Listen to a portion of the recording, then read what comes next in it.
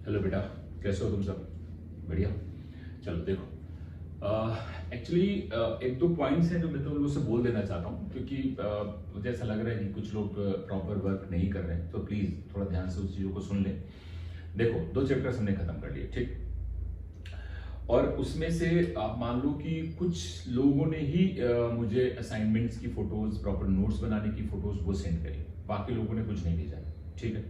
और मैं डे 1 से ये बात बोलता चला आ रहा हूं कि आप वीडियो देखो, उसके साथ आप बुक और पेन लेके बैठो, नोट्स बनाते चलो प्रॉपरली, ठीक है ना। एक बार जब तुम खुद नोट्स बनाते हो ना, तो वो चैप्टर्स तुम्हारे दिमाग में बहुत ज्यादा टाइम तक रीटेन रहता है और कॉन्सेप्ट भी क्लियर होते हैं उससे अच्छे, ठीक है। कुछ लोग क्या करते हैं कि वीडियो लगाया, हाँ चलो एक सर का वीडियो आया, लगाया, और ज्यादातर मतलब वीडियो लगा के, ज्यादातर लोग, सब लोग ऐसे नहीं है, ज्यादा लोग वीडियो लगा के बैठ जाते हैं, ना कोई नोट्स ना कोई पेन। चलो सामने सर खड़े हैं, बोल रहे हैं, कुछ बकवास करे जा रहे हैं, हम सुन रहे हैं आराम से, हाँ ठीक है चलो कोई बात नहीं। तो वो उतना इफेक्टिव तुम्हारे लिए नहीं होगा, बात समझना। अब वीडियो देखो, साथ में नोट्स बनाओ प्रॉपर, ठीक है। 2 चैप्टर्स अपने खत्म हो गए। अब नोट्स बनाओगे जब, तो उसके बाद आपको समझ आएगा कि कौन सा पॉइंट है जो आप अपने आप नहीं कर पा रहे हो, तो वो मुझे भेजो कि सर ये पॉइंट हमें समझ नहीं आया था, है ना। कुछ लोग तो कुछ भेजते ही नहीं है, मतलब उनको सब समझ में आ रहा है, ऐसा बहुत कम होता है। आता है, सही बात है, सबको काफी हद तक, क्योंकि मैं बहुत स्लो स्लो इसमें पढ़ा रहा हूँ, है ना। क्लास में हम लोग बहुत फास्ट चलते थे, फास्ट इन द सेंस कि मतलब हम इतना तेज चलते थे कि भाई हमारा सिलेबस टाइम से खत्म हो जाए, है ना। दूसरी चीजें ये होती थी कि क्लास में तुम सामने होते थे, अगर किसी बच्चे को कोई डाउट होता था तो वो तुरंत हाथ रेज करके पूछ लेता था, क्योंकि मुझे पता है कि कोई डरता तो है नहीं मुझसे, सब नालायक ही है ना। तो किसी को भी हेजिटेट नहीं होता था कि हाँ सर ये नहीं समझ आया, बता दीजिए दोबारा, है ना। तो मैं वहां पे बता देता था। बट यहाँ पे मैं, तुम हमसे पूछ तो नहीं सकते हो कि क्लास के बीच में कि भाई हाँ वीडियो बन रहा है और आप पूछ दोगे सर ये नहीं समझ आया। तो वो आपको ही, आपकी रिस्पॉन्सिबिलिटी में आता है कि आप वीडियो देखो, एंड देन आफ्टर अगर कोई डाउट हो तो मुझे व्हाट्सअप करो कि सर ये पोर्शन, या उसकी फोटो या स्क्रीनशॉट ले लो, भेजो मुझे कि सर ये समझ नहीं आया था। एक बात तो ये, वीडियो देखने का तरीका ये है, नोट्स के साथ नोट्स बनाने पड़ेंगे। दूसरा, जो उसके करस्पॉन्डिंग चैप्टर्स के जो असाइनमेंट दिए जा रहे हैं, जो शीट दी जा रही, वो लोग सॉल्व नहीं कर रहे पूरी, काफी सारे लोग नहीं कर रहे। मेरी बात समझ में आ रही? हाँ, बहुत सारे लोग शीट सॉल्व कर रहे हैं, इवन दैट उसके सॉल्यूशंस प्रॉपर्ली मुझे भेज रहे हैं, 10-10 पेज के उनके सॉल्यूशंस होते हैं, वो मुझे भेजते हैं और वो मुझसे पूछते सर ये कैसा है, क्या है। तो मैं उनको अप्रिशिएट भी करता हूँ, बहुत अच्छा वर्क कर रहे हैं, और उससे काफी लोगों में इंप्रूवमेंट भी, बहुत ज्यादा चेंजेस भी आए, वो काफी अच्छा कर रहे हैं। इवन दैट कई बार बच्चे बोल रहे हैं कि हमें क्लासरूम से भी ज्यादा मजा आ रही है ना। क्यों? मतलब उसका रीजन है कि धीरे धीरे पढ़ाई हो रही है ना, एक एक पॉइंट समझाया जा रहा है, एक एक कैलकुलेशन कर रहे हैं। याद है ना, हम लोग 3-3, 4-4 स्टेप्स एक बार में गायब करके कैलकुलेशन कर देते थे, फिर कुछ लोग ऐसे देखते रहते थे, सर ये कैसे हुआ। तो अभी वो सब कैलकुलेशन मैं खुद कर रहा हूं, है ना। तो ये तुम्हें ध्यान रखना है, तो इसलिए सबको समझ में भी आ रहा है, कोई दिक्कत भी नहीं हो। जहां मान लो कहीं पे ना समझ आए तो उसको दोबारा लाइक रिपीट करके देख सकते हो, इसलिए ज्यादा एडवांटेजेस होते हैं। बट क्लासरूम का एक अलग एडवांटेजेस है। खैर ये सब पे बात है, ज्यादा डिस्कशन नहीं करूंगा, ज्यादा टाइम वेस्ट नहीं करूंगा। मेन जो पॉइंट है वो ये कि बेटा, जो भी तुम्हारा पेंडिंग वर्क है ये लास्ट 2 टॉपिक्स का, 2 चैप्टर्स का, वो कंप्लीट करो विद इन 2 डेज, ठीक है। और 2 डेज में कंप्लीट करके जो डाउट है, जो चीजें, वो मुझे भेजो, ठीक है। और तुमने काम किया है तो वो मुझे सेंड करना पड़ेगा, मुझे पता कैसे चलेगा तुमने किया है कि नहीं किया है, ठीक है। 2 दिन का टाइम दे रहा हूं, और अगर 2 दिन में नहीं आया तो मैं पापा को फोन मिला के बात करूंगा। समझ आया कि वीडियो दे तो देखते हैं, पता लगा थोड़ी देर वीडियो देखे हो फिर कुछ और ही देख रहे हैं, फिर नालायकी तो मतलब कम नालायक थोड़ी ना हो तुम लोग, ठीक है ना, कि गाने सुन रहे हैं या कुछ भी अपने इंटरेस्ट के अकॉर्डिंग, ठीक है। तो प्लीज थोड़ा ढंग से समझ लेना ये चीजें, 2 दिन के अंदर पूरा होमवर्क कंप्लीट करके मुझे देना है। ओके ओके, चलो ये मैं मान रहा हूं कि लोग मुझे सॉल्व करके भेजेंगे, जो डाउट होंगे वो ही पूछेंगे। ओके, आज जो हम स्टार्ट करने वाले हैं वो बेसिकली रिफ्रैक्शन।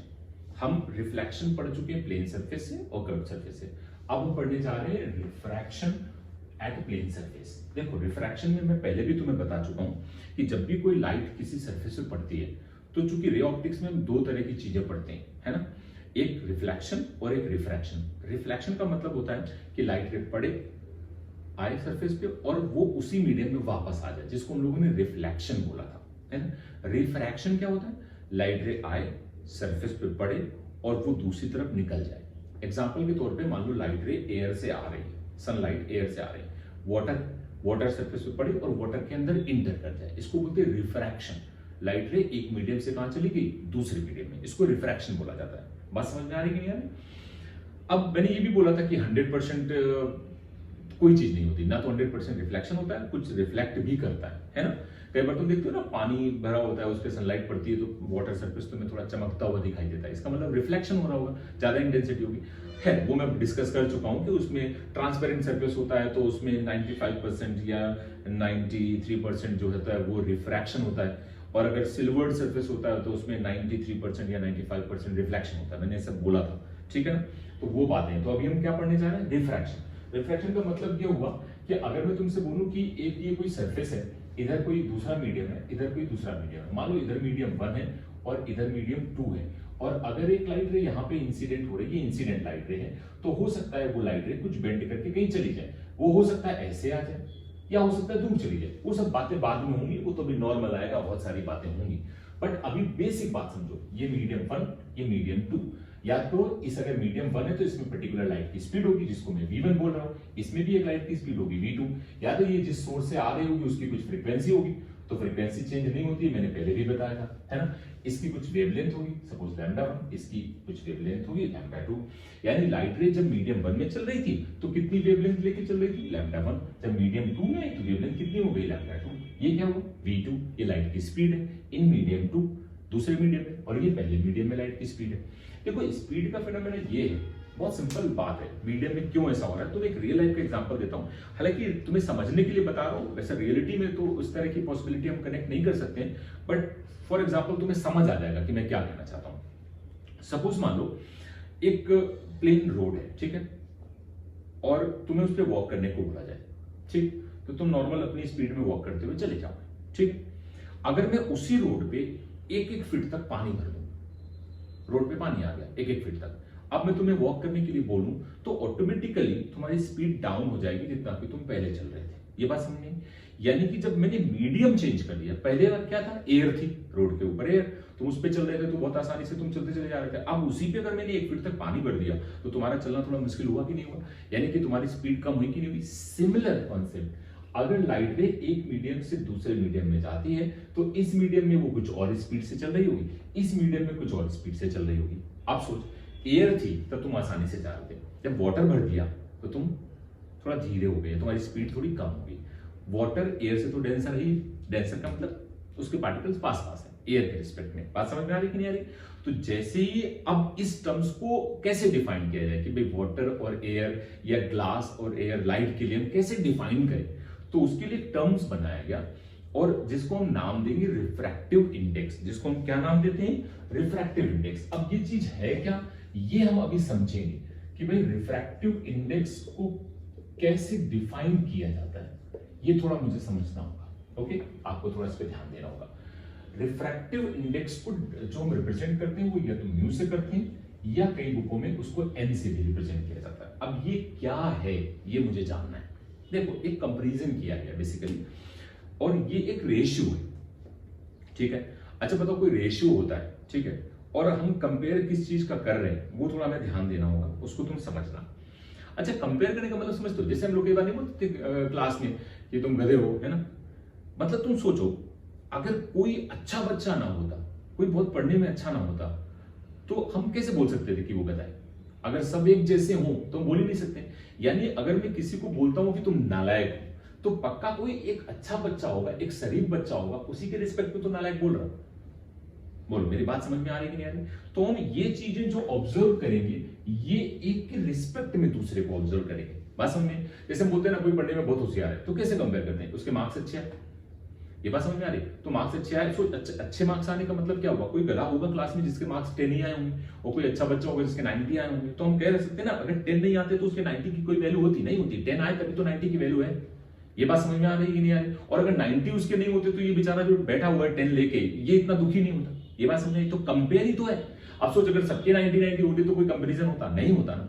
तो इस वजह से ये जो टर्म है इसको मैं डिफाइन करूंगा कंपैरिजन से। अब किस चीज का कंपैरिजन? क्योंकि यहां पे सारी बातें लाइट की हो रही हैं, तो इसमें लाइट की स्पीड का कंपैरिजन किया गया रिफ्रैक्टिव इंडेक्स के लिए। ये बात समझे? ये बेसिक डेफिनेशंस बनाई गई कि भाई रिफ्रैक्टिव इंडेक्स क्या है। तो रिफ्रैक्टिव इंडेक्स निकालने का, अच्छा, refractive index relative refractive index होता है और एब्सोल्यूट रिफ्रैक्टिव इंडेक्स होता है। एब्सोल्यूट रिफ्रैक्टिव इंडेक्स का मतलब क्या होता है वो जरा तुम थोड़ा समझना। ये रिफ्रैक्टिव इंडेक्स है। अब अगर मैं बोलूं कि एब्सोल्यूट रिफ्रैक्टिव इंडेक्स है क्या चीज,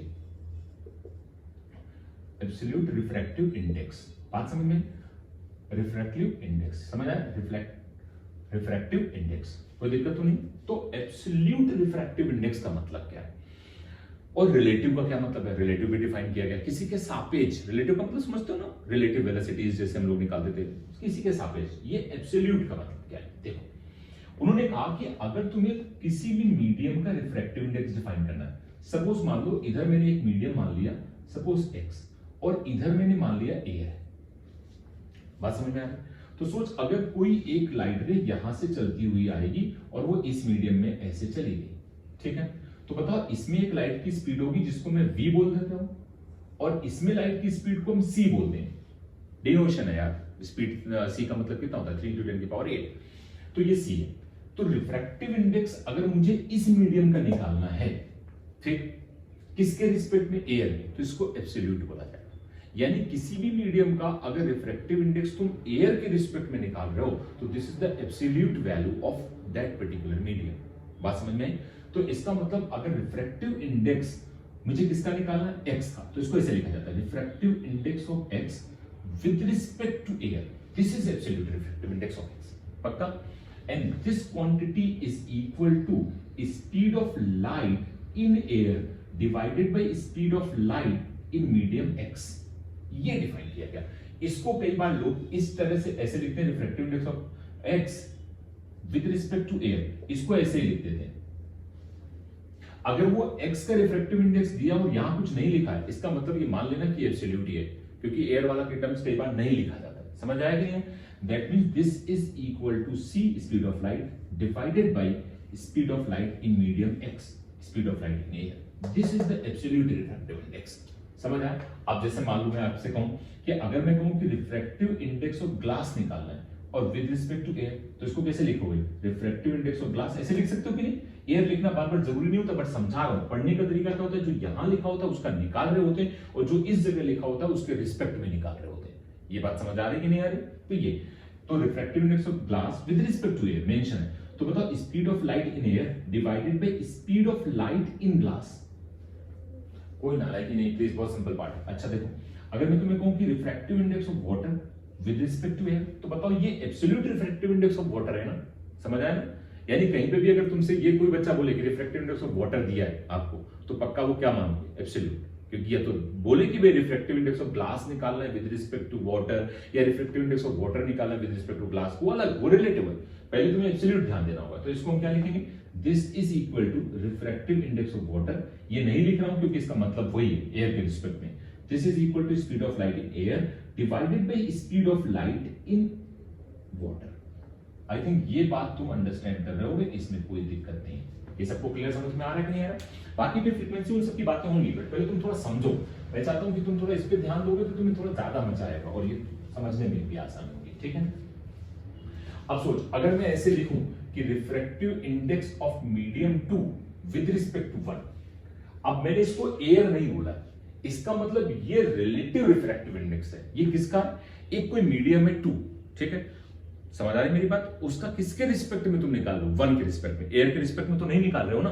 तो ये क्या है, this is relative refractive index, understand हो रहा है। तो इसको कैसे लिखोगे, दिस इज इक्वल टू, देख जब एयर के रिस्पेक्ट में निकालते थे तो ऊपर किसकी स्पीड होती थी, लाइट की, लेकिन किस मीडियम में, एयर के मीडियम में। तो अगर इसको देखोगे तो बताओ किसके रिस्पेक्ट में निकालो, 1 के रिस्पेक्ट में, तो क्या लिखोगे, speed of light in medium 1 divided by speed of light in medium 2, simple logic.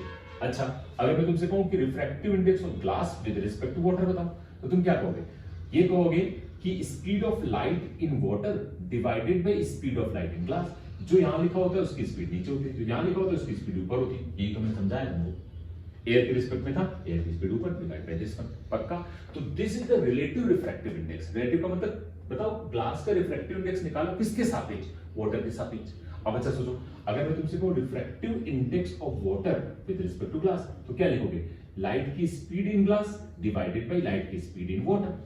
कोई भी प्रॉब्लम नहीं होती, ये बहुत बेसिक से मैं तुम्हें समझा रहा हूं यार, इतना तो मतलब तुमने 10th क्लास में शायद पढ़ा होगा, है ना। इसमें कोई डाउट हो तो भी मुझे बता दो, कोई समस्या नहीं, पक्का। अब देख थोड़ा और दिमाग लगाते हैं।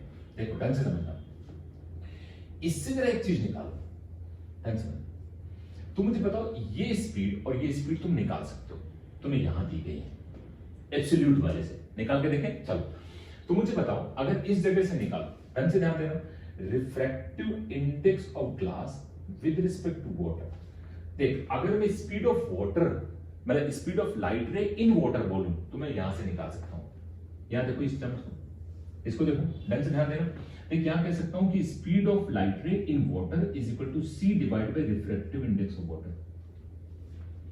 कोई नाराजगी नहीं होगी, सबको समझ में आना चाहिए, पक्का? अच्छा, इससे देखो, इसको इधर ले आओ, उसको नीचे ले आओ, तो speed of light ray in glass is equal to c divided by mu of glass. ये एब्सोल्यूट है किसके रिस्पेक्ट में? एयर के रिस्पेक्ट में। ये एब्सोल्यूट है किसके रिस्पेक्ट में? एयर के रिस्पेक्ट में, पक्का? देख इन दोनों की वैल्यू यहां रख सकते हो, रखो जरा वैल्यू। कौन सा वाला? इसको देख रहे हैं, देखो इससे ये वाला लाइन, इसको भी लिखेंगे, इसको देखो, यहां क्या है? Speed of light in water, क्या लिखोगे? C divided by refractive index of water with respect to air, समझना चाहिए, डिवाइड बाय, यहां क्या लिखे? Velocity of light in glass, देखो क्या है? C divided by refractive index of glass with respect to air, पक्का? देख C से C कैंसिल आउट हो गया, ये ऊपर चला गया, तो क्या लिखोगे? Refractive index of glass divided by refractive index of water. यानी कि तुम कह सकते हो refractive index of glass with respect to water is equal to refractive index of glass divided by refractive index of water. ये एक नया type का फॉर्मूला बन गया, ये बात समझ में आई? अब सिमिलरली अगर तुम इसको डील करो, देखो जरा इसको कैसे डील करते हैं जरा समझना। देख यहां पे क्या लिखोगे? रिफ्रैक्टिव, अब मैं पूरा नहीं कर रहा हूं, तुम्हें समझ आ जाना चाहिए, refractive index of water with respect to glass. यहां क्या लिखा था? Refractive index of glass with respect to water, तो देख ग्लास का रिफ्रैक्टिव इंडेक्स ऊपर लिखा और डिवाइड किससे कर दिया? वाटर से। तो इसको लिखोगे तो क्या लिखोगे similarly? Refractive index of water का कहां जाएगा? ऊपर, divided by refractive index of glass. यानी इसके रिस्पेक्ट में निकाल रहे हैं किसका? वाटर का, तो जिसका निकाल रहे हैं उसका ऊपर और जिसके रिस्पेक्ट में निकाल रहे हैं उसका नीचे। ये बात समझ आ रही नहीं आ रही? कोई इसमें डाउट तो नहीं? अब देख, ये जो वैल्यूज हैं इसी को हम इक्वल किसके कर सकते हैं? देखो तुमने और एक चीज लिखी, वेलोसिटी ऑफ, ये वाला टर्म देखो ना नाला को, तो इसको क्या लिख सकते हो? Velocity of light ray in glass divided by velocity of light ray in water. ये एक टर्म तुम्हें समझ में आ जाना चाहिए।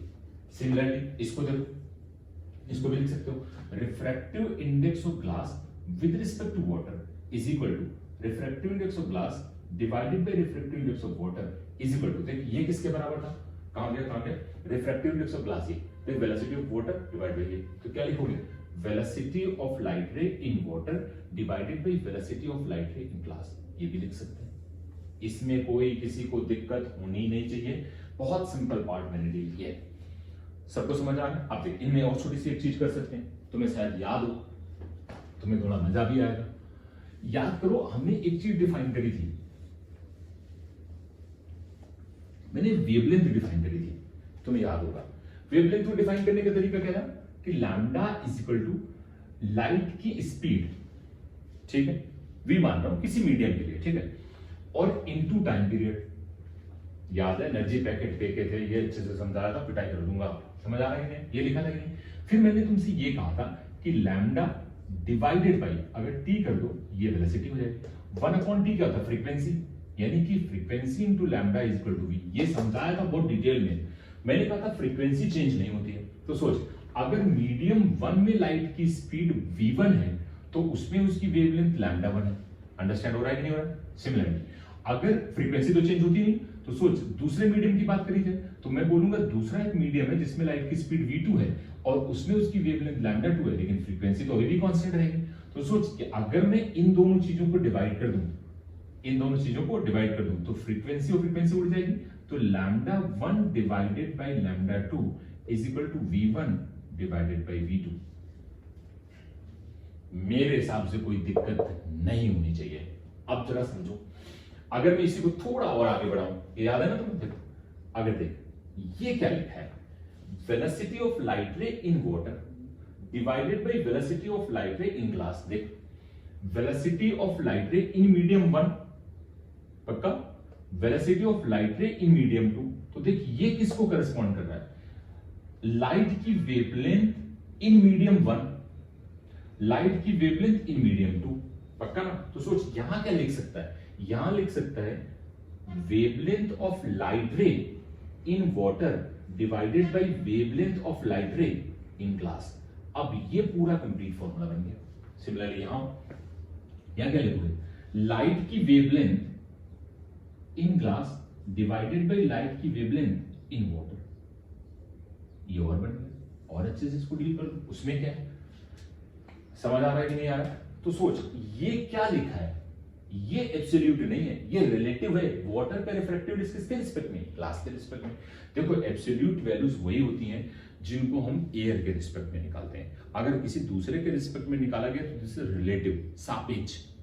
पक्का? तो रिफ्रैक्टिव इंडेक्स का कॉन्सेप्ट आई थिंक सबको क्लियर हो गया होगा, जरा से भी डाउट इसमें होना नहीं चाहिए। एक और बात समझ सकते हो इसी में, मतलब ये तो तुम अपने आप ही कर सकते हो, इसमें मेरा कोई बहुत बड़ा रोल नहीं है, तुम्हें समझ में आ गया होगा, इसमें कोई दिक्कत नहीं।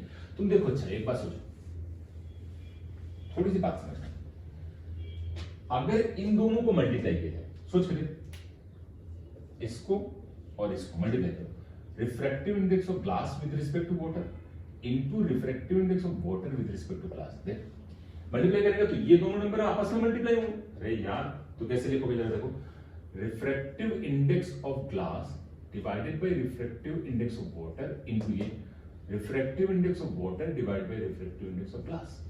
समझ आ रहा है कि नहीं? और सिमिलरली ये वेलोसिटी वाले भी टर्म्स मल्टीप्लाई होंगे, उनको जानने की जरूरत नहीं है। तुम ढंग से देखो तो ये इससे उड़ गया, ये इससे उड़ गया, तो यहां क्या बच गया 1। यानी कि अगर मैं बोलूं कि refractive index of water with respect to glass है, ये लिख सकते हैं 1 upon refractive index of glass with respect to water.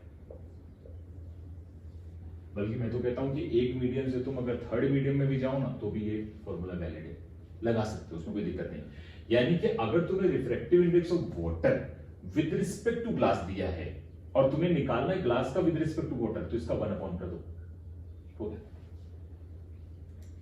ये लिखा था, मान लो तुम्हें ये दिया है, देख रिफ्रैक्टिव इंडेक्स ऑफ ग्लास दिया है विद रिस्पेक्ट टू वाटर, अब उल्टा निकालना है, वाटर का निकालना है ग्लास के रिस्पेक्ट में, तो 1 अपॉन कर दिया। यार बेसिक फॉर्मूले हैं, ये बहुत ही मतलब बेकार चीजें होती है, मतलब ये फालतू में है ना, बट चूंकि बुकों में ये सब बहुत सारा नाटक करते हैं, बनाते हैं, तो इसलिए मैंने तुम्हें थोड़ा बता दिया कि तुम ऐसे भी कर सकते हो, मल्टीप्लाई करोगे। देखो इन दोनों को मल्टीप्लाई किया है, अगर इसको मल्टीप्लाई करोगे तब भी वही आएगा।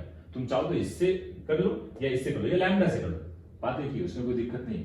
तो तुम्हें रिफ्रैक्टिव इंडेक्स का टर्म समझ में आ गया, मेरे हिसाब से इसमें कोई दिक्कत तुम्हें होनी नहीं चाहिए। क्लियर? सबको समझ में आ रहा है? तो ये एक टर्म हुआ। अब कई बार क्या होता है, देखो बहुत सारी बकवास होती है। मान लो आपसे बोला गया कि भाई रिफ्रैक्टिव इंडेक्स कोई पर्टिकुलर मीडियम, देखो मैं तुम्हें दिखाता हूं। मैंने तुमसे कहा कि लाइट रे जो है वो सपोज एयर से, मैं तुमसे बोला कि एयर से एक लाइट है यहां से आ रही है, ठीक है, ये इंसिडेंट है, और वो किसी दूसरे मीडियम में चली गई, ठीक, और तुमसे बोला कि इस मीडियम में जो लाइट की स्पीड है सपोज वो ये है, ठीक है, और ये एयर है, ठीक है। तो आपसे मैंने पूछा कि इस मीडियम का, ये जो मीडियम है इसका रिफ्रैक्टिव इंडेक्स क्या होगा, म्यू। तो तुम देखो ये यार बहुत बकवास चीज है, बस मैं कह दे रहा हूं, तुम एक एग्जांपल की तरह इसको ले सकते हो, ठीक है। देख तो रिफ्रैक्टिव इंडेक्स लिखेगा, समझ आ गया? आप देखो कैसे लिखेगा, C बाई वी, C कितना 3 इंटू 10 की पावर 8 डिवाइडेड बाई 2 इंटू 10 की power 8 which is equal to what 3/2। तो म्यू इज इक्वल टू कितना आ रहा है 3/2। ये इस मीडियम का रिफ्रैक्टिव इंडेक्स हो गया। अब मान लो ये कुछ और दिया जाता, अब मान लो यहां पे मैं कुछ और कर देता स्पीड, तो बता किसी भी मीडियम का रिफ्रैक्टिव इंडेक्स किस पे डिपेंड करता है कि उस मीडियम में लाइट की स्पीड क्या है, और रेशियो निकाला जाता है। समझ आई मेरी बात? तो ये बात ध्यान रखना। तो रेशियो जब निकालते हैं तो इस तरह से इनको डिफाइन करते हैं। अच्छा इसकी कोई यूनिट डिफाइन नहीं होगी, क्यों? स्पीड डिवाइड बाय स्पीड तो कैंसिल आउट हो जाएगी, समझ आया? तो इसकी कोई डायमेंशन भी नहीं होगी। क्लियर हो रहा है कि नहीं हो रहा है? तो ये यूनिट क्वांटिटी है mu, it's a constant number. Okay, clear हो रहा है कि नहीं हो रहा है? तो ये बात तुम्हें समझनी चाहिए, रिफ्रैक्टिव इंडेक्स के टर्म्स आते हैं और इस तरह से तुम्हें इनको सोचना चाहिए, ठीक है। अब हम अगर कुछ और बातें करें और समझते हैं कुछ चीजें हमारा।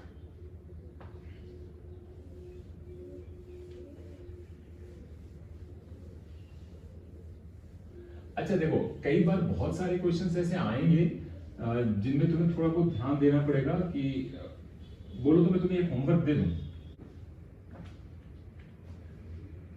चलो उस पे एक एग्जांपल कर लेते हैं, ठीक है। देखो और मैं तुमसे बोलूं कि ये रिफ्रैक्टिव इंडेक्स में बेस्ड एग्जांपल है, मान लो ये एयर का मीडियम है और यहां से एक लाइट रे ऐसे इंसिडेंट हुई और सपोज वो ऐसे चलेगी और इसको तुम मान लो वाटर, तो रिफ्रैक्टिव इंडेक्स ऑफ वाटर आपको दिया गया, दिस इज 4/3, ये मेंशन है, या कोई एक मीडियम मान लिया, वाटर मान लो या कुछ और मान लो, हालांकि वाटर का रिफ्रैक्टिव इंडेक्स 4/3 होता है, ये तुम्हें याद रख लेना। अब ये अच्छा बताओ, ये एयर के रिस्पेक्ट में होगा, ये बात सिंपल समझ में आती है, ठीक। इसमें जो लाइट आ रही है, सपोज मैंने माना कि उसकी वेवलेंथ है कुछ 6000 एंगस्ट्रॉम, ठीक है, ये लैम्डा है, और ये जो कलर है इस लाइट का, मैंने मान लिया येलो कलर, एज्यूम कर लिया कि येलो कलर की लाइट रे है, इसकी वेवलेंथ इतनी है, वो इससे इस मीडियम में वापस आ रही है, ठीक, ये मीडियम वाटर का है, ठीक है। तो इसमें तुम्हें क्या क्या फाइंड करना है वो समझना। पहली चीज तुम्हें निकालनी है स्पीड, यानी v निकालना है, दूसरी चीज निकालनी है फ्रीक्वेंसी, तीसरी चीज निकालनी है लैम्डा, और एक लास्ट और चीज निकाल लो, ये तुम्हें फाइंड करना है, ये सारी वैल्यूज तुम्हें चाहिए, है ना, ये क्या होंगे, ये सब चीजें तुम्हें निकालनी है। दूसरी चीज एक और निकालनी है कि अगर ये येलो कलर की लाइट थी जो इंटर करके यहां जा रही है, तो इसका कलर कैसा होगा जो वाटर में चाहिए, तो colour of light ray in water, ये भी फाइंड करना है, ठीक है। ये होमवर्क है, करना इसको, ठीक है। हम आगे बढ़ रहे हैं थोड़ा, अब देखो सबसे हो जाना चाहिए, इसमें कोई दिक्कत वाली बात है नहीं, है ना, तो इसलिए प्लीज थोड़ा ध्यान रखना।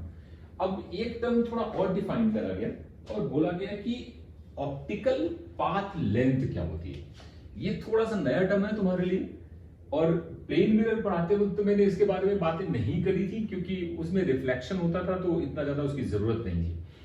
बट ऑप्टिकल पाथ लेंथ का मतलब क्या है, ये क्या होती है ऑप्टिकल पाथ लेंथ, इसको थोड़ा समझना पड़ेगा। ऑप्टिकल पाथ लेंथ, ये क्या चीज है ऑप्टिकल पाथ लेंथ, ये थोड़ा मैं ध्यान देना होगा। डेफिनेशन वाइज थोड़ी सी मतलब बहुत बेकार चीज है, डेफिनेशन थोड़ी अजीब सी है इसकी, बट ऑप्टिकल पाथ लेंथ का मतलब होता है, ध्यान से समझना, ऑप्टिकल पाथ लेंथ, समझना, this is equal to, optical path length is equal to mu into geometrical path length. Geometrical path length को मैं x मान लेता हूं, बात समझ में आ रही नहीं आ रही? तो किसी भी ऑप्टिकल पाथ लेंथ का मतलब है कि geometrical path length into mu. अब तुम कहोगे सर ये क्या है ज्योमेट्रिकल, ये क्या है, मैं तुम्हें समझाता हूं, एग्जांपल के थ्रू तुम्हें समझ आ जाएगा, ये भी तुम्हें समझ जाओगे, मैं प्रूव कर देता हूं ये कैसे होता है। मान लो एक कोई पर्टिकुलर मीडियम है, सपोज मान लो ये मीडियम माना तुमने, इसका रिफ्रैक्टिव इंडेक्स जो है वो म्यू है। कितना रिफ्रैक्टिव इंडेक्स है? म्यू। कोई मीडियम माना, उसका रिफ्रैक्टिव इंडेक्स कितना दिया गया है? म्यू। इसमें मैंने दो पॉइंट मान लिए, सपोज एक पॉइंट ए है और एक पॉइंट बी है। ज्योमेट्रिकल डिस्टेंस का मतलब होता है जो डिस्टेंसेस तुम बना सकते हो, बात समझ में? जैसे तुमने कहा एक पॉइंट ए है, एक पॉइंट बी है, ये दो भी पॉइंट, इनके बीच की डिस्टेंस अगर मान लो जो कुछ भी है, सपोज एक्स, तो this is the geometrical distance. समझ आ रहा है? ड्रॉ कर सकते हो ज्योमेट्री यूज की, समझ आ रहा है? वो क्या, कौन सी डिस्टेंस होती है? Geometrical distance. तो ए बी के बीच की जो ये डिस्टेंस है, इसको मैंने क्या मान लिया? एक्स। अच्छा, चूंकि ये मीडियम है तो इसमें लाइट की स्पीड v रही होगी, सिंपल बात है। अब c तो नहीं हो सकती, वो तो एयर में होगी, लाइट की स्पीड कितनी? v। पक्का सबको समझ में आ रहा है? अब देख, बहुत इंपॉर्टेंट चीज है, अगर मैं तुमसे कहूं कि एक लाइट a से b डिस्टेंस कवर करने में जो टाइम लेती है, क्या वो टाइम तुम बता सकते हो? यस, बता सकते हो। यहां से यहां तक लाइट रे कितनी स्पीड से जा रहे हैं? v से। ज्योमेट्रिकल डिस्टेंस कितनी है? x। तो बताओ टाइम कितना हो गया? x/v। अंडरस्टैंड हो रहा है कि नहीं हो रहा है? अब प्लीज इसको ढंग से सुनना, हो सकता है तुम्हें एक बार में ना समझ आए, प्लीज अंडरस्टैंड करना। किसी भी, मैं बोल रहा हूं सुनना ढंग से, किसी भी पर्टिकुलर मीडियम, कौन से मीडियम? म्यू में, किसी पर्टिकुलर मीडियम में x ज्योमेट्रिकल डिस्टेंस कवर करने में लाइट को जितना टाइम लगता है उतने ही टाइम में वो एयर में जितनी डिस्टेंस कवर करेगी वो इस ज्योमेट्रिकल की ऑप्टिकल पाथ लेंथ होगी। पहली बार में समझ नहीं आया, सर क्या बोल रहे हैं, बकवास कर रहे हैं? फिर से सुनना, ढंग से समझना। देख मैं क्या बोलूं, किसी पर्टिकुलर मीडियम में एक्स ज्योमेट्रिकल डिस्टेंस कवर करने में जो टाइम लगता है उतने ही टाइम में वो एयर में जितनी डिस्टेंस कवर करती है वो इस एक्स ज्योमेट्रिकल की क्या होती है? Optical path length. लिख के दिखाता हूं तो ज्यादा समझ आएगा। देख मैंने क्या बोला, इतने टाइम में, ठीक, एक्स ज्योमेट्रिकल डिस्टेंस कवर करने में जो टाइम लगता है उतने टाइम में वो एयर में चले। अब सोच, इतने टाइम में अगर एयर में चलेगी तो एयर में स्पीड कितनी? c। इसका मतलब मैं क्या लिखूंगा, c इंटू टी, यही तो बेसिकली ऑप्टिकल पाथ हुआ। x ज्योमेट्रिकल है, इस ज्योमेट्रिकल का ऑप्टिकल निकालोगे तो कितना होगा, ये c इंटू टी। अब देखो जरा, दिस इज c और t की वैल्यू कितनी है, x अपॉन v, देखो इसको रखो, c upon v into x, ये क्या चीज लिखी है, रिफ्रैक्टिव इंडेक्स, तो इसको क्या लिख दोगे, mu into x, this is optical path, ये है ऑप्टिकल पाथ। ओपी का मतलब ऑप्टिकल पाथ लेंथ, समझ में आ रही है कि नहीं आ रही? तो किसी भी ज्योमेट्रिकल लेंथ का ऑप्टिकल पाथ लेंथ निकालना हो तो उसको हमेशा किससे मल्टीप्लाई कर दोगे, म्यू। अगर तुमसे कोई कहे कि एक लाइट रे है, ठीक है, और वो x ज्योमेट्रिकल डिस्टेंस कवर कर रही है, बताओ उसको ऑप्टिकल पाथ लेंथ कितना है, तो x इंटू म्यू, खत्म बात, कोई टेंशन लेने की जरूरत नहीं। अच्छा सोच, अगर ये चीज एयर में हो रही होती तो म्यू की वैल्यू कितनी, 1। एयर का रिफ्रैक्टिव इंडेक्स 1 माना गया एब्सोल्यूट, समझ में ध्यान रखना ये। तो एयर का रिफ्रैक्टिव इंडेक्स कितना होता है, 1। ओके, एयर या वैक्यूम जो भी हम लेंगे उसका रिफ्रैक्टिव इंडेक्स कितना माना गया, 1। तो सोच, इसी वजह से मैंने तुमको ये प्लेन मिरर पढ़ाते वक्त नहीं डिस्कस किया था, क्योंकि उसमें रिफ्रैक्टिव इंडेक्स मान लो एक लाइट ऐसे आई एयर से और रिफ्लेक्ट करके उसी मीडियम में वापस आ गई, तो एयर से आई और एयर में ही चली गई, तो रिफ्रैक्टिव वेवलेंथ का उसमें ऑप्टिकल पाथ लेंथ का कोई मतलब नहीं था।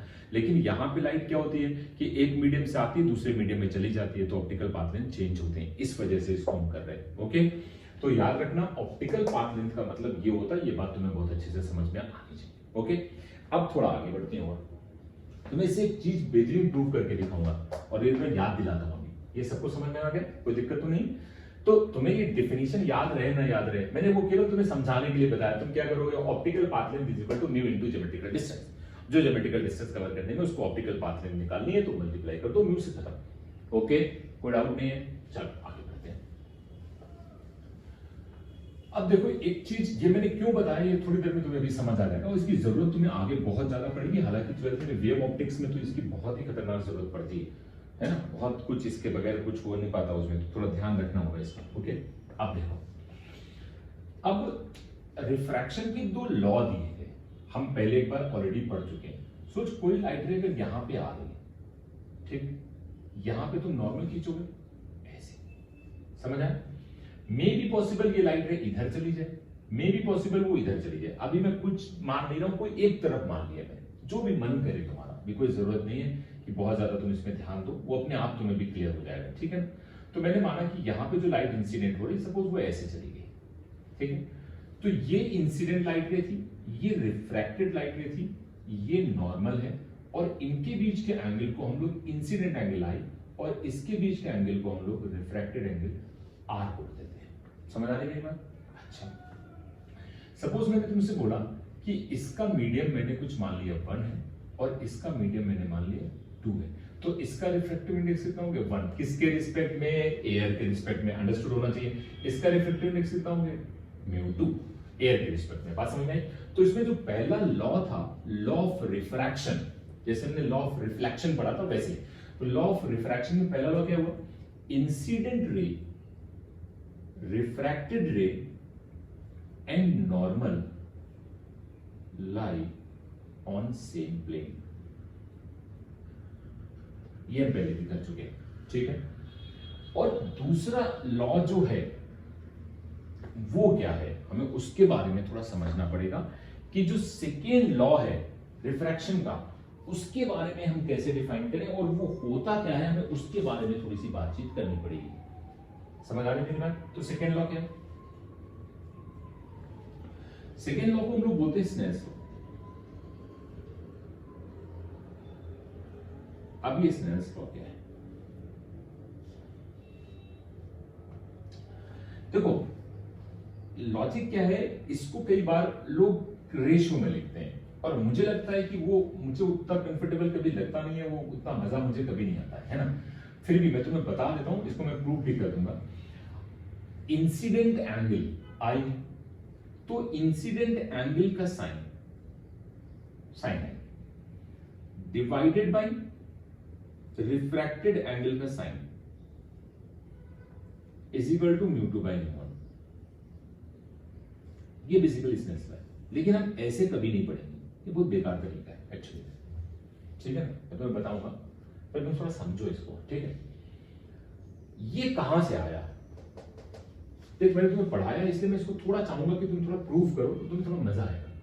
तुम सोच के देखो, अगर मैं बोलूं कि यहां पे पॉइंट है ए और यहां से यहां तक लाइट रे को आना है, ये पॉइंट है बी, इसमें रिफ्रैक्टिव इंडेक्स मैंने मान लिया μ2 और इसमें मान लिया μ1। ये बात सबको समझ में आती है, ठीक। सोच अगर एक लाइट रे यहां पे पड़ी तो यहां पे नॉर्मल आ जाएगा और वो लाइट रे ऐसे चलेगी।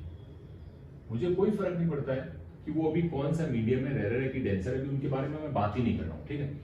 सपोज ये एंगल है आई, मैं पहले से पता है, ये एंगल है आर, ठीक। अब सोचो अगर तो यहां से परपेंडिकुलर डाल ये और यहां से परपेंडिकुलर डाल ये, ठीक है। मैंने मान लिया कि इनके बीच की जो डिस्टेंस है वो डी है, ओके। ये डिस्टेंस मैंने मान ली x है, तो ये डिस्टेंस कितनी होगी, d माइनस एक्स। ये हम सब पहले एक बार कर चुके, तुम्हें याद आ जाएगा। इसको मैंने मान लिया h1 है और इस डिस्टेंस को मैंने मान लिया h2 है। ये बात सबको समझ में आ रही है कि नहीं आ रही? अब देख, तुम मुझे बताओ, लाइट रे के बारे में मैं पहले भी तुम्हें बता चुका हूं कि लाइट रे एक पॉइंट से दूसरे पॉइंट तक जाने में मिनिमम डिस्टेंस कवर करती है। रियलिटी में उसको थोड़ा और करेक्ट करो तो लाइट रे एक पॉइंट से दूसरे पॉइंट तक जाने में मिनिमम ऑप्टिकल डिस्टेंस कवर करती है। एयर में डिस्टेंस हो जाती है, क्योंकि अगर एयर में चल रही होगी तो तू सोच के देख, ऑप्टिकल डिस्टेंस होती क्या है? Optical distance is equal to mu into x. अब देख, म्यू की वैल्यू अगर 1 कर दे तो optical distance is equal to x, यानी कि डिस्टेंस। इसलिए मैंने वहां पे डिस्टेंस बोल दिया था। बट अगर हम मीडियम की बातें करेंगे तो ऑप्टिकल डिस्टेंस कितनी? ऑप्टिकल डिस्टेंस हो गई ओ और ये सॉरी ए, और इस पॉइंट को ओ मान लो, ठीक है। तो देख, जो टोटल डिस्टेंस कवर हुई ए से बी तक जाने में, तो optical path is equal to, अगर मैं ढंग से लिखूं तो मैं लिखूंगा μ1 under root of h1 square plus x square plus μ2 under root of d minus x का whole square plus h2 square. कैसे? ये ज्योमेट्रिकल हुआ, a से o ज्योमेट्रिकल हुआ यार। वो ज्योमेट्रिकल हुआ क्या? h1 square plus x square का रूट ओवर, उसमें क्या मल्टीप्लाई कर दिया? म्यू। ये हो गया ऑप्टिकल इस मीडियम में। सोच, o से b तक ज्योमेट्रिकल हुआ, वो हुआ कितना? ये, उसमें म्यू को मल्टीप्लाई कर दिया। और चूंकि ये लाइट रे कवर कर रही है इसलिए ये पाथ क्या होना चाहिए? मिनिमम। तो इसको डिफरेंशिएट कर दो और उसको जीरो कर दो, तो d by dx of x के रिस्पेक्ट में optical path length is equal to क्या होना चाहिए? जीरो। अब मैं इसको ज्यादा कैलकुलेट नहीं करूंगा, ये तुम्हें करा चुका हूं। तो सोच, इसका जब डिफरेंशिएशन करेगा, मैं डायरेक्ट लिख रहा हूं, जब इसका डिफरेंशिएशन करोगे तो क्या लिखोगे? μ1, और याद कर यहां आया था 2x divided by under root of h1 square plus x square. ये मैं कर चुका हूं पहले डिफरेंशिएशन, इसलिए डायरेक्ट लिख रहा हूं। माइनस यहां आएगा 2d minus x divided by under root of h2 square plus d minus x का होल स्क्वायर, और यहां पे ये μ2 आ गया।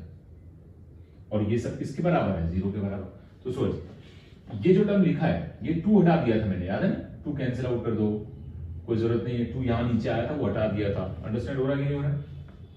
अरे यार, रूट लगेगा उसका बाई 2 में आएगा और फिर x स्क्वायर का करोगे तो 2 आएगा, तो 2 कट जाएगा ना। इसको साइड ले लो, देखो जरा, μ1 x upon under root of h1 square plus x square is equal to, उस तरफ जाओ, μ2, और ये हो जाएगा d minus x upon under root of h2 square plus d minus x का होल स्क्वायर।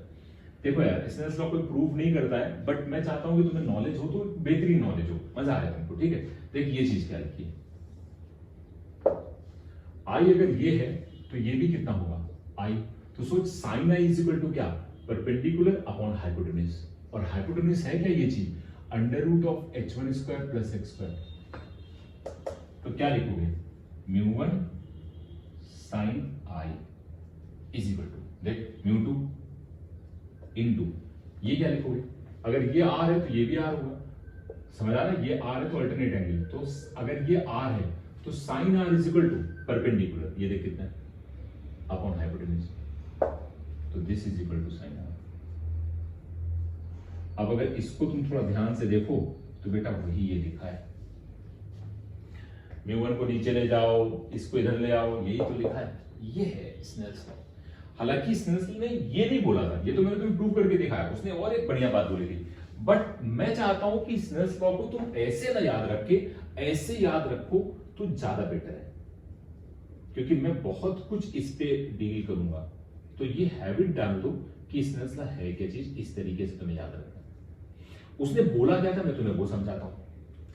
उसने ये कहा था, स्नेल्स ने क्या बोला था, प्लीज अंडरस्टैंड करना, बहुत सारे लोग इसको गलत तरीके से इंटरप्रेट कर लेते हैं, इसलिए थोड़ा समझा रहा हूं। उसने ये कहा था इंसिडेंट मीडियम कौन सा है, म्यू1, देख लाइट इससे इंसिडेंट हो रही है, तो इंसिडेंट मीडियम का रिफ्रैक्टिव इंडेक्स और उस मीडियम में बनने वाले इंसिडेंट एंगल के साइन का प्रोडक्ट ऑलवेज कांस्टेंट रहता है। बात समझ में आ रही? तो उसने केवल इतना बोला था कि म्यू और साइन आई ये नंबर हमेशा कांस्टेंट रहेगा। अब तुम कहोगे कि सर आपने ये क्यों लिख दिया, अभी ये वही बात है, मैं तुम्हें समझाता हूं। ये पहले तो इतना क्लियर हुआ, ये फॉर्मूला, ये तो तुम्हारा प्रूफ समझ में आया तुम्हें। ये बेसिकली किसका प्रूफ है, ये तुम्हारा स्नेल्स लॉ का प्रूफ है। बेटा ध्यान रखना, इसमें कुछ गड़बड़ मत कर देना। ये किसका प्रूफ है, स्नेल्स लॉ का। तो ये तुम्हें थोड़ा एक बार ध्यान रखना इस तरह से, और ये ऐसे कर लिया। अब स्नेल्स लॉ ने क्या बोला, फिर से मैं तुम्हें रिपीट कर दे रहा हूं, इंसिडेंट मीडियम का रिफ्रैक्टिव इंडेक्स और उस मीडियम में इंसिडेंट एंगल के साइन का प्रोडक्ट हमेशा कांस्टेंट रहता है। Mu sine I is equal to constant. मैं तुम्हें थोड़ा प्रूव करके दिखाता हूं, तुम्हें थोड़ा मजा आएगा। देखो, मतलब प्रूव इन द सेंस कि तुम्हें वो कांस्टेंट टर्म समझ में आएगा कि मैं क्या कहना चाहता हूं। फिर इनके बारे में थोड़ी बातें करेंगे और ओके। देखो यार, एक बात बताओ, अच्छा एक और चीज पहले समझ लो, मैं फिर उसको तुम्हें दिखाता हूं कैसे उन्होंने क्या क्या कहा था, जरा समझना मेरी बात।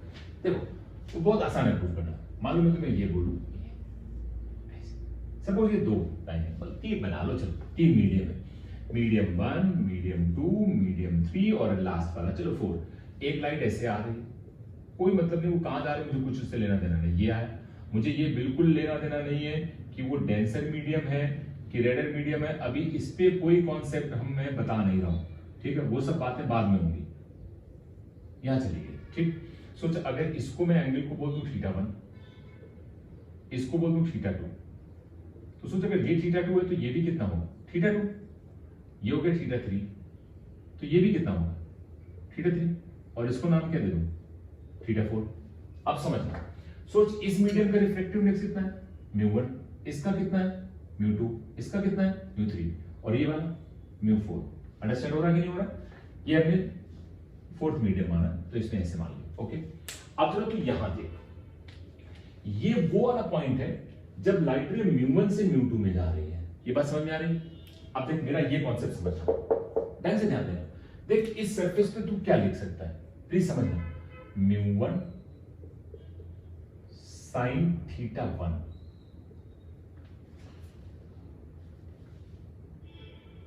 और इसका मीडियम क्या था, LFO म्यू1। समझ आया कि नहीं? तो म्यू1 है इक्वल टू, देख इसमें ये क्या है, तो ये क्या लिखोगे, म्यू2 साइन θ2, पक्का। अब देख यहां लिख, यहां जो θ2 था वहां ये θ2 है, तो यहां क्या लिखेगा। अब बता, ये जो लाइट है वो इस सरफेस के लिए क्या है, incident,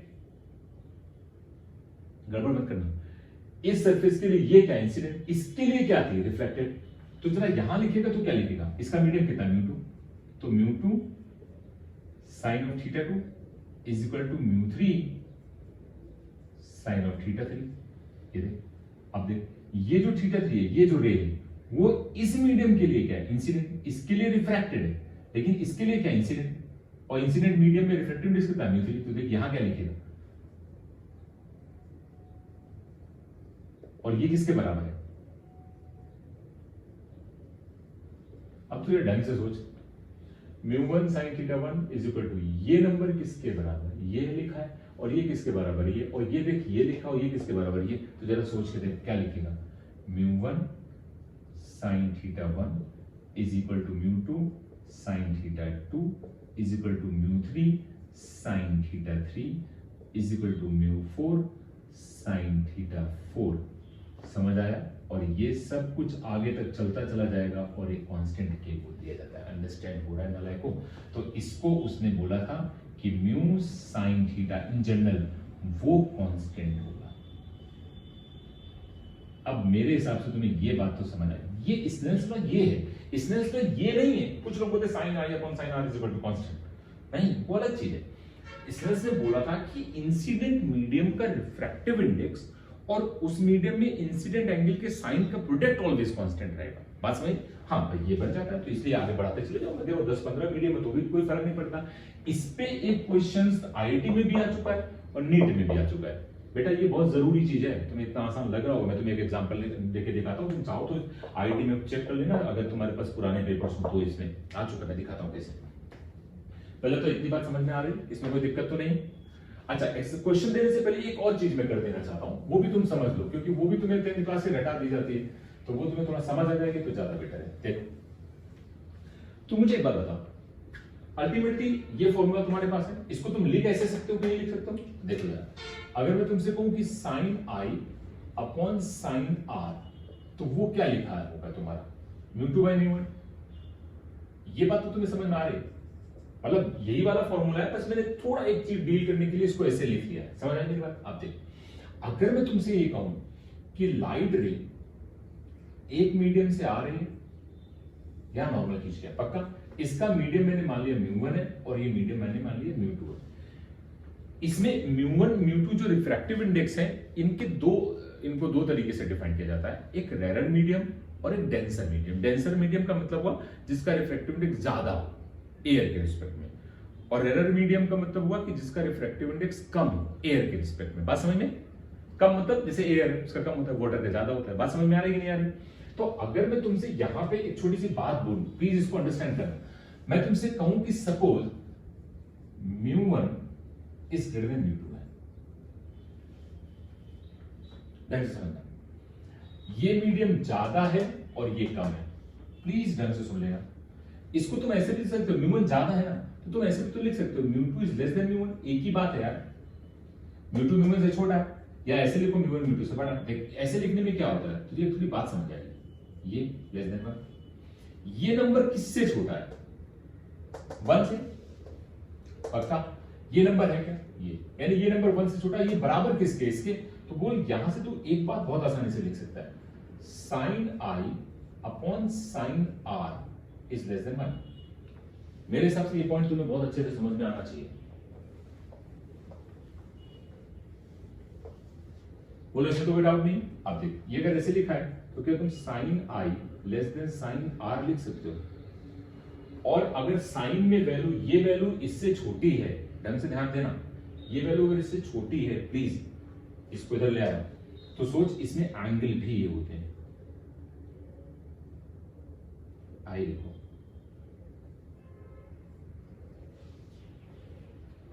sign i less than sine are.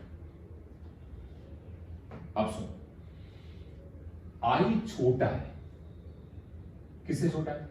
Are से। आर को बड़ा होना चाहिए, यहां ध्यान देना तो मजा आएगा। अगर ये एंगल आई है तो सोच, अगर लाइट रे सीधे निकल जाती, बिल्कुल सीधा, तो क्या ये एंगल भी आई होता? सीधे चली जाती, डाइवर्ट ही नहीं करती, सीधे चली जाती, तो क्या ये आई है तो ये भी आई होता? लेकिन ऐसा हो तो नहीं रहा है। आई क्या है? छोटा, किससे? आर से। आर बड़ा है कि नहीं? आर बड़ा है तो सोच, लाइट रे यहां जाएगी कि यहां जाएगी? या आर है तो लाइट रे को यहां जाना चाहिए, तभी तो ये एंगल कितना होगा? आर। इसका मतलब ये मीडियम था डेंसर, तो डेंसर मीडियम से रेरर मीडियम अगर लाइट जाएगी तो away from the normal, normal से दूर जाएगी, जो तुम्हें रटवा दिया जाता है 10th क्लास में। उसका लॉजिक बेसिकली ये है। क्लियर समझ में आ रहा है कि नहीं आ रहा है? अब उल्टा देखो, मैं खुद समझा देता हूं, ध्यान समझो।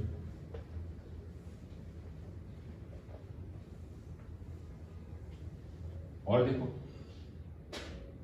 अगर मैं तुमसे बोलूं, या देखो, अगर मैं तुमसे कहूं कि mu is greater than mu, mu बड़ा है, ठीक है, तो सोच sine I upon sine are is equal to mu by म्यू1। ये भी हमने लिखा था, लाइट रे यहां से आ रही है, ये आई, म्यू1 म्यू2, ढंग समझना, बनाऊंगा भी बाद में, पहले तुम समझ लो। ये नंबर अगर ऐसे लिखा है तो सोच ये क्या लिख सकते हो? म्यू2 बाई म्यू1 इज ग्रेटर देन 1। अब ये नंबर ये लिखा है और ये बराबर किसके? इसके। तो यहां से तुम क्या लिख सकते हो? ये नंबर किसके बराबर है? साइन आई upon sine r greater than 1। तो बता sine I is greater than sine r, इसका मतलब i greater than r. I बड़ा होना चाहिए आर से। अगर सोच ये लाइट रे बिल्कुल सीधे निकल जाती तो ये भी एंगल आई होता बिना डाइवर्जन के, ठीक। लेकिन अब देख आई बड़ा है आर छोटा है, आई इज ग्रेटर देन आर, तो इसका मतलब ये यहां नहीं जा सकती। सोच वो कैसे जाएगी। तो अब जो ये एंगल बन रहा है वो एंगल कितना है आर। तो सोच लाइट रे किधर आ गई, टुवर्ड्स द नॉर्मल। ये इंसिडेंट लाइट है, ये रिफ्रैक्टेड है, यानी कि अब ये मीडियम तुमने क्या माना था कम, देख म्यू2 ज्यादा। तो लाइट रे अगर रेयर मीडियम से डेंसर मीडियम में जाएगी तो वो कहां जाएगी, टुवर्ड्स द नॉर्मल। रेयर से कहां, डेंसर में, यानी अगर एयर से वाटर में गई तो वो टुवर्ड्स द नॉर्मल आ जाएगी, और वाटर से अगर एयर में गई तो अवे फ्रॉम द नॉर्मल। मेरे हिसाब से कोई दिक्कत नहीं। और अगर मीडियम सेम हुए तो सोच, अगर मीडियम सेम हुए तो ये वन नालायको, ये वन, या मान लो ये म्यू1 म्यू2 ये भी म्यू2, तो ये कैंसिल होकर 1, तो sine I is equal to sine r, बिना डाइवर्जन के निकल जाएगी। अगर मीडियम सेम हुए तो बिना डाइवर्जन के चली जाएगी। अच्छा एक बात और, एक और चीज भी कर सकते हो कि जैसे मान लो ये मीडियम म्यू1 है और ये मीडियम म्यू2 है, लेकिन वो नॉर्मल इंसिडेंट हो जाए तो सोच ये एंगल कितना है 90, यानी यही नॉर्मल हो गया। तो क्या जीरो हो गया, साइन आई। तो सोच अगर ये नंबर जीरो हो गया, जो कि मैंने इसको अगर तू ढंग से देख तो ऐसे लिख, mu sine I is equal to mu sine are. अब तुम्हें ज्यादा समझ आएगा, थोड़ा समझना। अगर साइन आई जीरो हो गया, अभी नॉर्मल इंसिडेंट होगी तो आई जीरो हुआ ना, तो ये नंबर जीरो, तो साइन आर भी जीरो, साइन आर जीरो यानी नॉर्मली चली जाएगी, इसका मतलब वो सीधे निकल जाएगी। इस केस में ये और ये कुछ भी होते रहे कोई फर्क नहीं पड़ेगा, लेकिन अगर वो सम एंगल पे आ रही है और दोनों के रिफ्रैक्टिव इंडेक्स सेम है मीडियम के, तो भी लाइट बिना डाइवर्जन के सीधे निकल जाएगी। और नॉर्मली इंसिडेंट हो रही है तो बिना डाइवर्जन के सीधे निकल जाएगी, भले ही मीडियम अलग अलग हो। आई थिंक कोई इसमें दिक्कत नहीं है, ठीक है। जल्दी से ये देख लो, 1 सेकंड में मैं बस आ रहा हूं, ठीक है।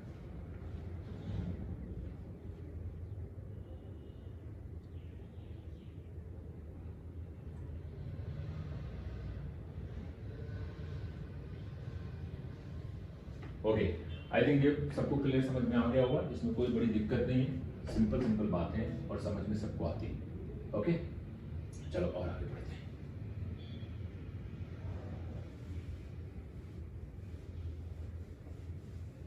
एक क्वेश्चन कैसे पूछे जाते हैं, मतलब वो क्या कहते हैं तुम्हें उस पर थोड़ा मैं समझाता हूँ। जैसे जेई में क्या क्वेश्चन पूछा गया था, उन्होंने क्या कहा, जैसे मालूम उन्होंने कहा कि ये रिफ्रैक्टिव इंडेक्स मतलब मीडियम सपोज जैसे, और उन्होंने कहा कि यहाँ का मीडियम कुछ मान लिया म्यू है, यहाँ का मान लिया म्यू/4 है, यहाँ का मान लिया म्यू/8 है, इधर का कुछ म्यू/16 चलेगा, या कुछ और मान लो सपोज म्यू/x है। ओके, और उन्होंने कहा कि एक लाइट ऐसे इंसिडेंट हो रही है, ये नॉर्मल ऐसे आया, एक लाइट ऐसे इंसिडेंट हुई यहाँ सम एंगल सपोज कुछ कितना मान लेते, चलो मान लेते हैं 45, ठीक। वो लाइट रे यहां से ऐसे गई, यहां नॉर्मल बनाया, फिर वो लाइट रे और ऐसे गई, यहां पे नॉर्मल बनाया, और फिर सीधे चली गई, बाउंड्री से टच करके चली गई। तो सोच ये एंगल कितना हो गया 90, ये निकालना है इन टर्म्स ऑफ म्यू। देख यहां पे अभी हमने लिखा था mu sine theta 1 is equal to mu sine theta 2 is equal to mu sine theta 3, और ऐसे सो ऑन। तुम सोचो इन दोनों को बराबर करो या इसको बराबर कर दो, बात तो एक ही। तो सोच यहां इसने ऐसे लगाएगा तो क्या लिखेगा, mu sine of 45 degree is equal to यहां लगा दे, यहां क्या लिखेगा, mu x sine of 90 degree, sine 90 कितना 1, तो सोच म्यू एक्स कितना होना चाहिए, म्यू/√2। ये आंसर रिफ्रैक्टिव इंडेक्स निकाल रहा हूं, या मान लो ये रिफ्रैक्टिव इंडेक्स दे देता तो ये एंगल नहीं देता, ये पूछ लेता। समझ आ रहा है कि यार कैसा क्वेश्चन आ चुका है, तो देखना एक बार चाहिए। ये बहुत सिंपल बात है, इसमें कुछ बड़ी चीज है नहीं। ओके, तो ये पार्ट तुम्हारा इतना हो गया, आज इतना ही रखते हैं, कल तुम्हें थोड़ा एपरेंट डेप्थ और उन सब के बारे में डिस्कशन करेंगे, ठीक है। ओके बेटा, गुड डे।